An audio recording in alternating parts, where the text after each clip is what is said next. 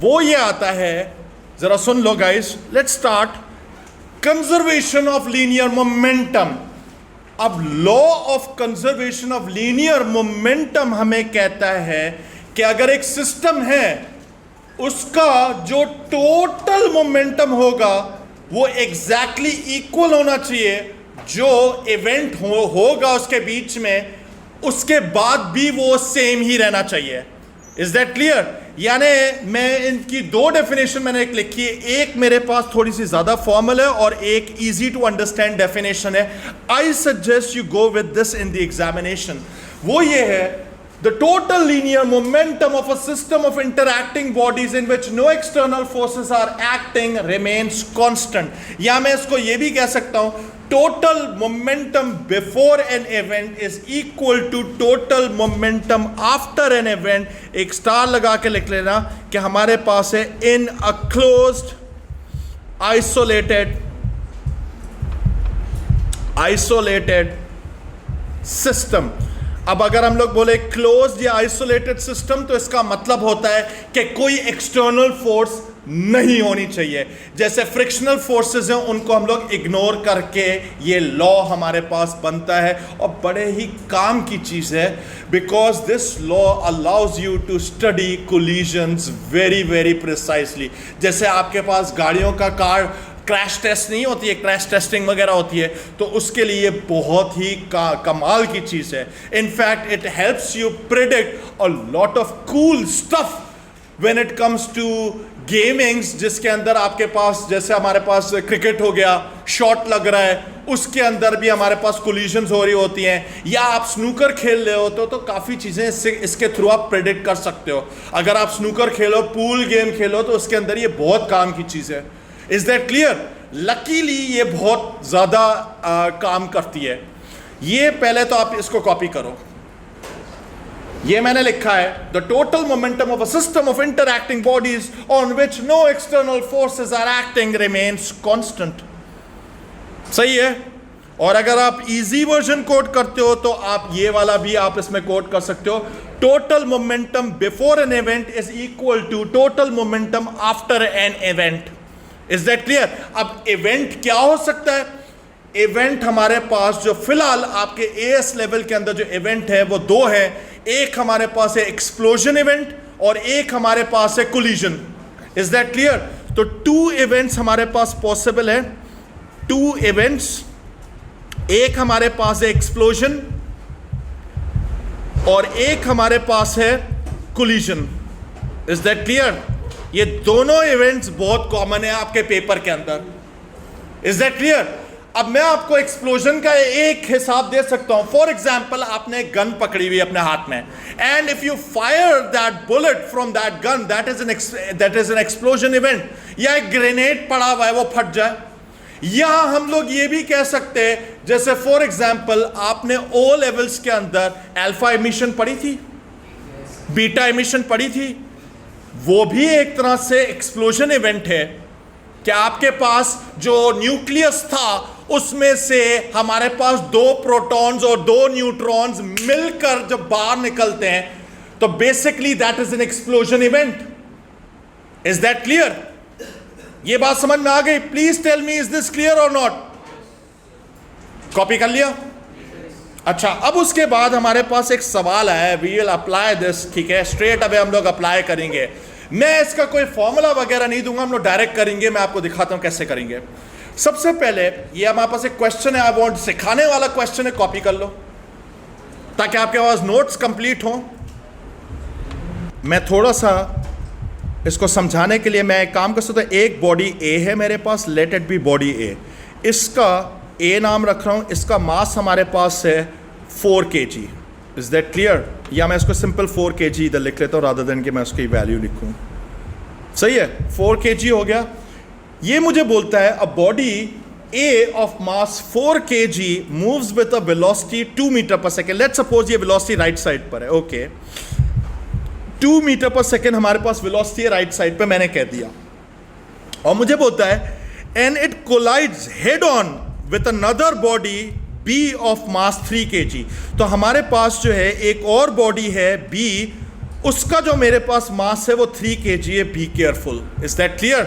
अब उसके बारे में मुझे बोलता है कि वो वाली जो बॉडी है 3 kg वाली, वो ऑपोजिट डायरेक्शन में मूव कर रही है 5 मीटर पर सेकेंड में। ऑपोजिट का मतलब ये होगा कि it is moving towards this side.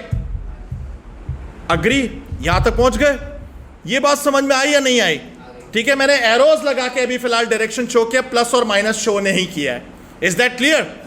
ये बात समझ में आ गई? मैंने फिलहाल एक तरह से स्पीड वर्ड यूज किया है इधर। ठीक है, एक ऑब्जेक्ट राइट साइड पे जा रहा है और एक लेफ्ट पे जा रहा है। ये सारी सिचुएशन थी बिफोर कोलिजन की थी। Agreed? Law of conservation of linear momentum कहता है कि जो टोटल मोमेंटम बिफोर कोलिजन होगा वो आफ्टर कोलिजन भी इंटैक्ट होना चाहिए। तो बिफोर कोलिजन, अब जरा सुन लो, क्योंकि अब हम लोग मोमेंटम की प्योर डेफिनेशन यूज करेंगे तो direction matters a lot. Suppose करो राइट को पॉजिटिव ले लेते हैं, लेफ्ट को नेगेटिव ले लेते हैं, या लेफ्ट को पॉजिटिव ले लेते हैं, राइट को नेगेटिव ले लेते हैं। आपकी मर्जी है, आप जैसे बोलो। क्या करें? लेफ्ट को नेगेटिव ले लेते हैं, तो इसका मतलब है कि हमारे पास ये हो जाएगा 2 मास इनटू वेलोसिटी होता है ना, तो 4 × 2। फिर हमारे पास टोटल मोमेंटम कर रहे हैं, तो इसका मोमेंटम हमारे पास किस साइड पर है? लेफ्ट साइड पर है। तो इसका मतलब है ये हो जाएगा -5 × 3। यहां तक पहुंच गए? फिर इसके बाद जो है जरा सुनो, फिर हमारे पास क्या हुआ? ये हमारे पास था बिफोर, मतलब मैं इसको लिख सकता हूं इधर, ये जो मैंने पूरा अभी लिखा है इधर, ये वाला जो हिसाब था इसको मैं लिख सकता हूं before collision. Before collision, before collision, total momentum before collision, total P before collision लिख सकते हैं। पी रिप्रेजेंट्स मोमेंटम, आपने लास्ट क्लास में करवा दिया था मैंने आपको कि P is the symbol that we use for that. Is that clear? तो फिर हमें यह भी पता है कि बाद में भी सेम होना चाहिए, लेकिन बात की जरा सिचुएशन तो जरा देखो। After the collision the bodies move of together, यानी एक साथ जुड़कर एक साथ जा रही है। तो इसका मतलब है कि जो टोटल मास हो जाएगा एक साथ का, वो कितना हो जाएगा? 4 + 3 कितना होता है? 7। यानी हमारे पास हो गया 7 kg, और हमें एक साथ अगर मूव कर रहा है, हमें वो वेलोसिटी चाहिए। Let it be v, automatically हमारे पास डायरेक्शन खुद आ जाएगा। Is that clear? ये मैंने किया। ये मेरे पास कब आया? Total momentum after collision. Is that clear? हमें डायरेक्शन का नहीं पता कि क्या हुआ, लेकिन हम लोग इसके थ्रू निकाल सकते हैं। अब जरा इधर देखो, ये हो जाएगा 4 × 2 = 8, प्लस ये हो जाएगा 5 × 3 = 15, and this is equal to 7 multiplied by v। So finally ये हो जाएगा, कितना हो जाएगा? ये v हो जाएगा -1 मीटर पर सेकेंड। बस दैट इज इट, राइट? अब इसका क्या मतलब है? इसका मतलब ये है कि ये जब दोनों कोलाइड किया तो ये दोनों लेफ्ट साइड पे जा रहे हैं एक साथ, क्योंकि नेगेटिव आंसर आया है। Is that clear? ये बात समझ में आ गई? और दोनों जुड़कर एक साथ जा रहे हैं। Is that clear? Please tell me, ये बात समझ में आई जो मैंने इस सवाल को सॉल्व किया है? माइनस और प्लस का आपको लाजमी बहुत ख्याल रखना है, वरना पूरा कचरा होगा इसके अंदर straight away. Is that clear? समझ गए? ये बात समझ में आ गई? कोई प्रॉब्लम? No problem. अच्छा, अब एक और चीज है। जब एक चीज जरा सुन लो, एक इसी के साथ, क्योंकि ये सिखाने वाला क्वेश्चन था, अगर आपने वर्किंग कॉपी कर ली है तो इसी के बराबर में स्टार लगा के एक चीज लिख लो, जो मैं चाह रहा हूं कि लिख लो, ताकि इवन जब हम नोट्स भी बना रहे होंगे तो उसमें भी मेंशन हो जाएगा। This was an example, this is an example, बल्कि this is an example of sticky collision। sticky collision का मतलब ये होता है कि दो चीजें आपस में चिपक जाएं, एक साथ मूव करें, उनको sticky collision कहते हैं। और इसी के साथ एक और पॉइंट लिख दो, this is an inelastic collision।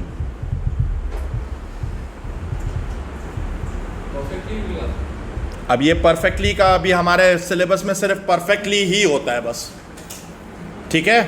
This is an in elastic collision, और इसमें आप लिख दो perfectly in elastic.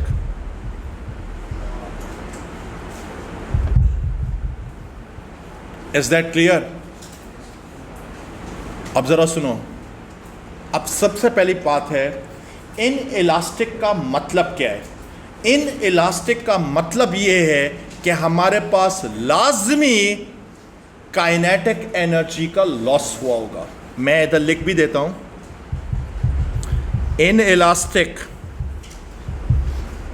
Means loss of initial kinetic energy. यहां तक पहुंच गए?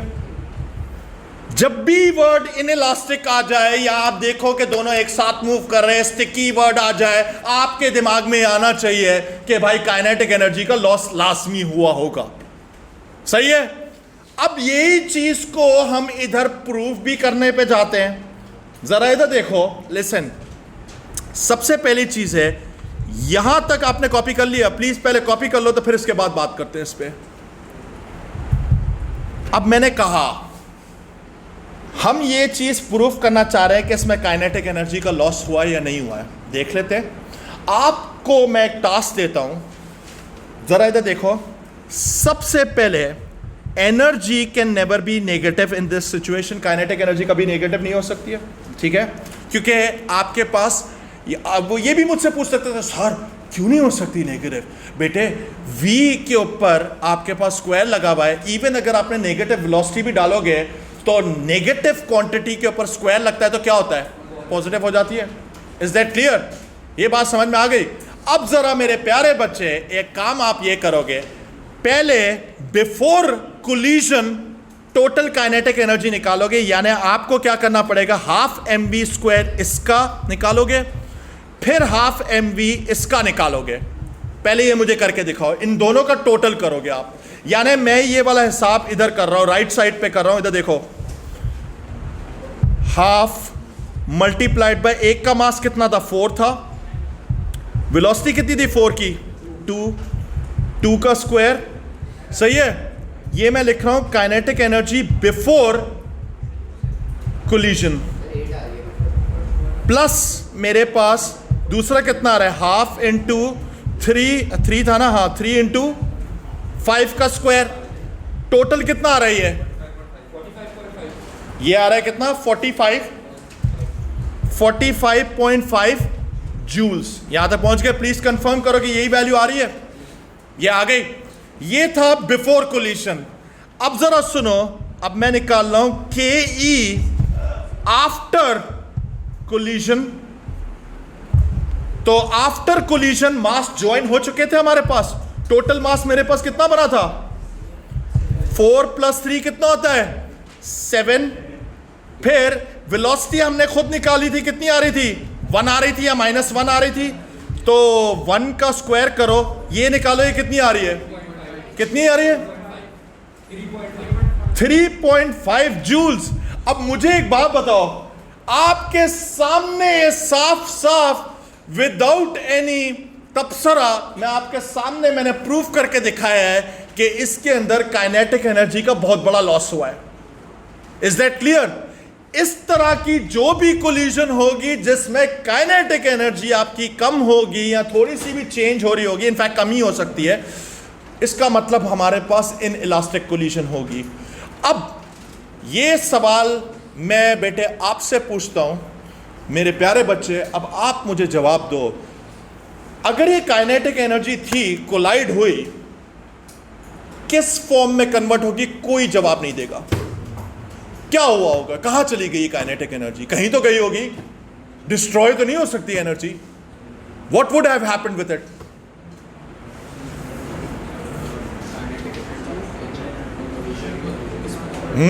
किस में होगी?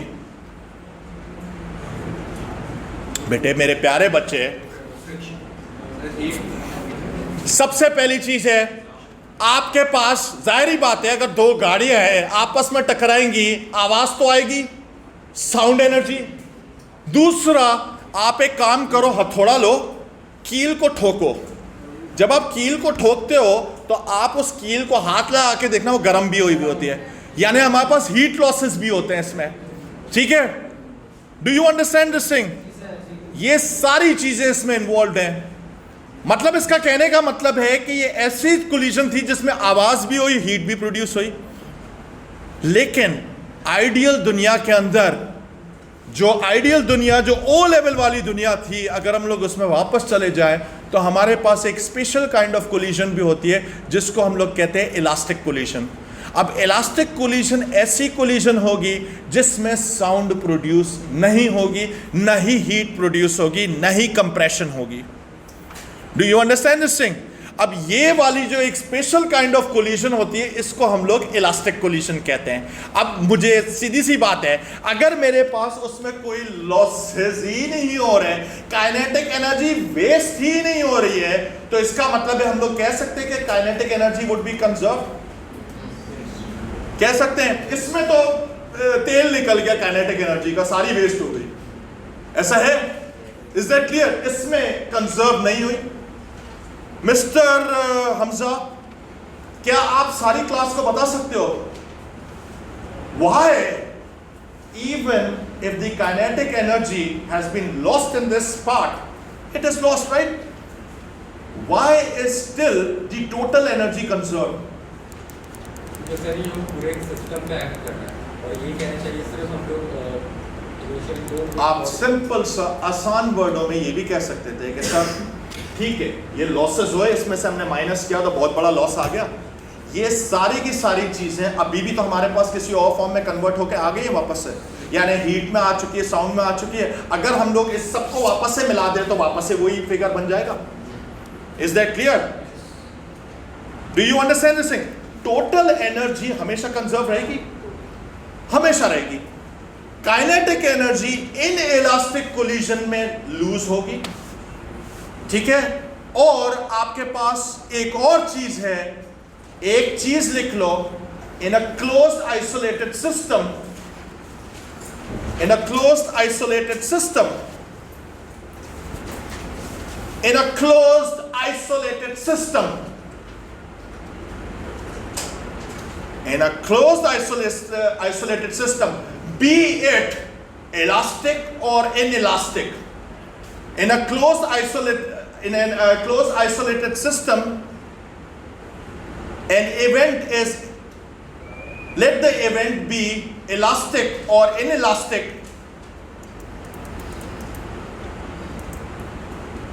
linear momentum is always conserved. मेरा कहने का मतलब, उर्दू में पहले सुन लो, भले इलास्टिक हो जिसमें काइनेटिक वेस्ट नहीं हो रही हो, भले इनइलास्टिक हो जिसमें काइनेटिक एनर्जी की धज्जियां उड़ चुकी है, हमेशा याद रखो कि अगर कोई पूरे सिस्टम में एक्सटर्नल फोर्स नहीं है, यानी हमारे पास कोई फ्रिक्शन वगैरह नहीं है, कुछ भी नहीं है, जो दो इवेंट्स के बीच में हुआ, ऐसे सिस्टम के अंदर चाहे इलास्टिक हो या इनइलास्टिक हो, momentum is always going to be conserve. समझ गए? Is that clear? हाँ, provided there are no external forces, यानी फ्रिक्शनल फोर्सेस नहीं हो, रोड फ्रिक्शन नहीं हो, ये नहीं हो, ठीक है। Is that clear?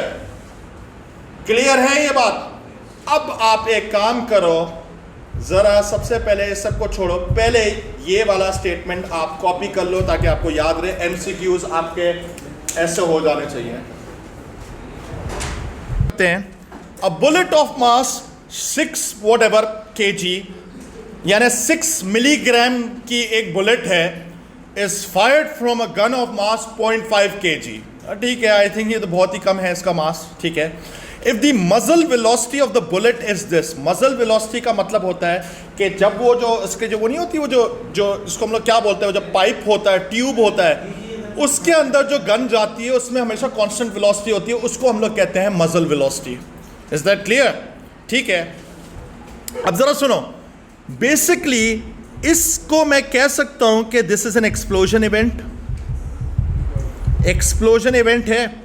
अब मेरे को एक बात बताओ, एक बंदा जो जाएगा, उसके पास अगर गन है तो वो चलते हुए फायर नहीं कर रहा है, इसने क्या कर रहा है कि उसने गन यूं पकड़ी हुई है और यूं फायर कर रहा है। अब मेरा एक सवाल है, शुरू में गन और आदमी जो है ये दोनों स्टेशनरी है या गन स्टेशनरी है फिलहाल? Are you feeling okay? ठीक है। अच्छा मेरी बात सुनो, इसका मतलब है कि हम लोग ये कह सकते हैं कि total momentum before this event must have been zero, कह सकते हैं। मैं इसको लिख सकता हूं, इधर देखो, इधर देखो, total momentum before explosion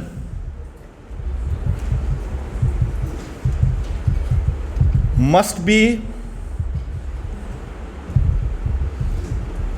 zero. Agreed है कि नहीं है? Is that clear? ठीक है। अब जरा सुनो, तो इसका मतलब है कि लाजमी for conservation to happen, for conservation of momentum to happen, total momentum after explosion must also be zero। कह सकते हैं? कह सकते हैं या नहीं कह सकते हैं? ठीक है। अच्छा, तो ये एक चीज तो पता है कि बिफोर एक्सप्लोजन मोमेंटम जीरो था। अब हम लोग एक काम करते हैं, जरा इधर सुनो। सपोज करो कि मेरे पास जो बुलेट निकली है वो राइट साइड पे निकली, मैं गन भी बना लेता हूं इधर, ठीक है।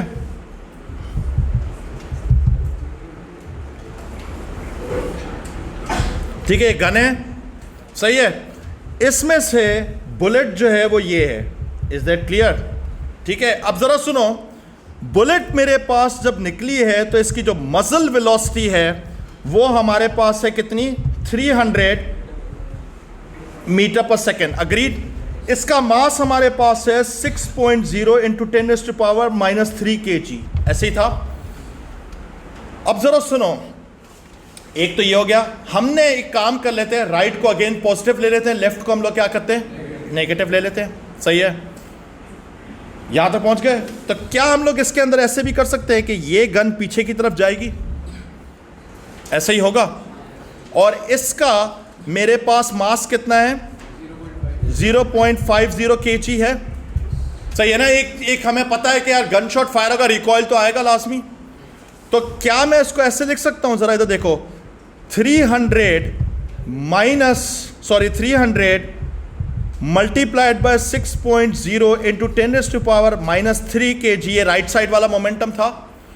माइनस मैं इसको लिख सकता हूं कि let the mass be 0.5 kg multiplied by इसकी वेलोसिटी को हम लोग v मार्क कर रहे हैं, v कर सकते हैं। और हमें पता है कि इन दोनों का जो होना चाहिए वो जीरो होना चाहिए, जीरो होना चाहिए, क्योंकि राइट और ये इनको अगर ऐड भी करेंगे तो मेरे पास, मुझे पता है कि वेक्टर क्वांटिटीज है मोमेंटम, एक राइट पे पॉजिटिव है तो लेफ्ट पे नेगेटिव होगा।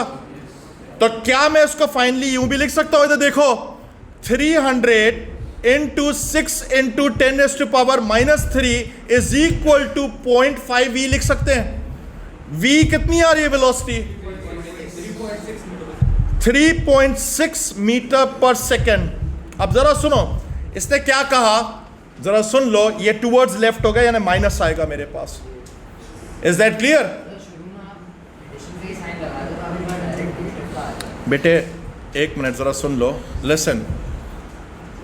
एक और चीज़ है, बड़ी इंपॉर्टेंट चीज़ है कि ये तो एक तरीका था कि हमने प्योर वेक्टर सोच के साथ अप्रोच किया था।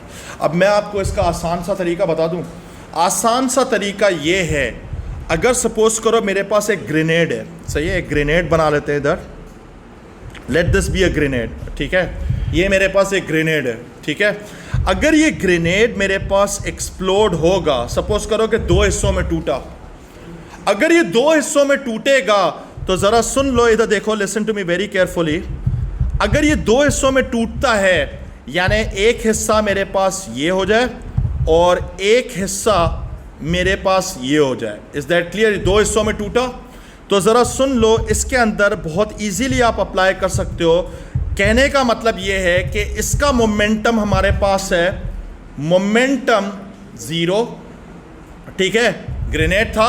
अब जरा सुनो, इसका कॉन्सिक्वेंस ये हुआ कि जो मोमेंटम इसका होगा, वॉट एवर मोमेंटम इसका होगा, इसको नाम देते हैं, इसकी वेलोसिटी हम लोग मार्क कर लेते हैं, इसका मास कर लेते हैं MAVA कर लेते हैं, और इसको मैं नाम दे देता हूं MBVB, नाम दे दिया मैंने।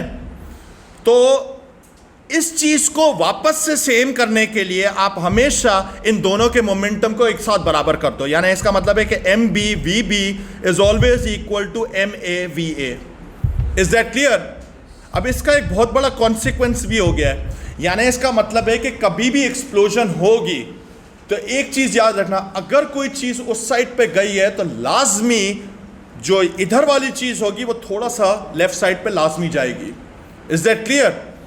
Do you understand this thing? ये हमने लीनियरली इसको देखा है। जब 2 डायमेंशनल में जाएंगे तो हम लोग हर डायरेक्शन में भी कर सकते हैं, लेकिन फिलहाल हम लोग लीनियरली पे चल रहे हैं। Is that clear? यानी इसका मतलब है जो मोमेंटम इसका होगा वही इसका होना चाहिए। Is that clear? बहुत काम की चीज है ये समझ में आ गया? ठीक है, यानी आपको ये करने की जरूरत ही नहीं पड़ेगी कि आपने ये माइनस लगाया और इक्वल टू 0 किया। आपको पता है कि भाई जो मोमेंटम इसका होगा वही मोमेंटम इसका भी होना चाहिए, दोनों को डायरेक्ट बराबर कर लेते हैं। समझ गए? अब यही वजह है हमारे पास, जरा सुनो, listen to me very carefully. अब इससे हमारे पास एक चीज साफ समझ में आ रही है कि जितनी हेवी गन होगी उसमें रिकॉइल उतना कम होगा। अब जरा सुन लो, listen to me very careful, इसके कॉन्सिक्वेंसेस इसके। सपोज करो आपके पास एक बहुत बड़ा टैंक होता है ना, उसमें से जब आपके पास जो तोप लगी हुई होती है उसमें से जब शेल निकलता है, जो कैनन निकलता है, जो कैनन बॉल निकलता है, इट इज ह्यूज, राइट? वो बहुत हाई स्पीड में ट्रैवल करता है। तो ये बात याद रखना, जो मोमेंटम वो कैनन गेन करेगी वही मोमेंटम टैंक भी गेन करेगा। यानी इसका मतलब है कि उसमें बहुत बड़ा रिकॉइल आता है, लेकिन आपको पता है कि जो टैंक का मास होता है it is very very large, तो वो जो इंपैक्ट आता है ना, जो कि वो उस तरफ गया, तो वो जो झटका आता है वो कम आता है, लेकिन आता बहुत ज्यादा है फिर भी। अब जस्ट इमेजिन, ये एग्जांपल मैंने पहले भी कोट कर चुका हूं, शायद इधर किया है, पता नहीं, आई डोंट थिंक सो, कि अगर आपके पास मेहरान गाड़ी है, सही है, अगर यही जो आपके पास वो जो टैंक की जो तोप है वो उठा के मेहरान में लगा दो, अगर आपने मेहरान में से उस तोप को फायर किया तो ये याद रखना कि मोमेंटम तो वो तो गेन करेगा ही, शेल तो गेन करेगा ही, लेकिन that same momentum will be transferred to the boss car. समझ गए? अगर इस बॉस में भी जाएगा तो बेटे बॉस की चीखें निकल जाएंगी। Do you understand this thing? It will be shattered completely, वो उड़ जाएगा। ये समझ में आ गया? सर आपका जाएगा, पिस्टन जाएगा, नहीं ये बात समझ में आ गई? अब एक और चीज है, इसका एग्जांपल एक और भी है कि भाई जो लोग थोड़े से खाते पीते घर के होते हैं, सही है, हेवी जो होते हैं लोग, ठीक है, डबल बैरल शॉटगन होती है, ठीक है, डबल बैरल शॉटगन, उसमें हमारे पास होता है डबल बैरल शॉटगन होती है, उसमें रिकॉइल बहुत ज्यादा आता है, टू द पॉइंट कि अगर उसमें सूखा आदमी होगा और अगर वो फायर करेगा तो उसका लिटरली शोल्डर पूरा रिप ऑफ होकर पीछे गिरेगा जब वो डबल बैरल एक साथ फायर करेगा। इसी वजह से अगर आपको स्टेबिलिटी चाहिए when firing a weapon, it is essential कि वो जो बंदा हो वो भी मास वाला होना चाहिए, हेवी होना चाहिए। हेवी होगा तो बच जाएगा। Is that clear? Please tell me that you understand this idea कि जो मोमेंटम इस साइड पे गेन होगा वो वापस भी जाएगा। अब इसका एक और कॉन्सिक्वेंस भी है, सपोज करो कि आप समंदर के किनारे आप ट्रैवल कर रहे थे, आप कश्ती में बैठे हुए थे और वो जो नहीं होता उसको क्या बोलते हैं, वो जिससे वो पानी को झटका देते हैं, वो जो चप्पू है, सही है, जरा सुन लो, वो टूट जाए, सही। अब आपके पास कुछ भी नहीं है, सिर्फ आपके पास, जरा सुन लो, आप बीच पे रुके हुए हो और उस समंदर के अंदर सिर्फ वो है, शार्क्स घूम रहे हैं बहुत सारे, सही, वो खाने के इंतजार में बैठे कि कब ये डूबेगा तो उसको हम लोग ऑल नाइट पार्टी सीन होगा। ये होगा, सही। अब जरा सुनो, listen to me very carefully. उस टाइम पे आपके पास एक दिमाग में आइडिया आएगा कि सर ने तुम्हें पढ़ा था कि जो मोमेंटम उधर गेन होगा वो इधर भी गेन होगा। अब जरा सुनो, अगर आपके पास उस बोट में कोई चीजें पड़ी हुई हो, सही है, मोबाइल वगैरह पड़ा हुआ है, तो अब उसको मोबाइल को उठाकर अगर आपने इस तरफ फेंकोगे, मोमेंटम गेन किसने किया? मोबाइल फोन ने किया। वही मोमेंटम मेरे पास उस कश्ती में भी ट्रैवल होगा, आप में भी ट्रैवल हो सकता है थोड़ी सी कश्ती इस तरफ मूव हो जाए, फिर जितनी चीजें हैं उसमें से उठा के फेंकते रहो, एटलीस्ट कुछ ना कुछ तो शायद हो जाए, शायद आप थोड़ा सा इतना दूर तक मूव कर जाओ। Is that clear? उसके बाद the sharks will have all the maximum fun. Is that clear? Do you understand this idea? अब जरा एक बात सुन लो, अगर दो ऑब्जेक्ट्स हैं, इसने जो मोमेंटम गेन करेगा वो ये भी करेगा। Is that clear? ये याद रहेगा? Let's do some questions.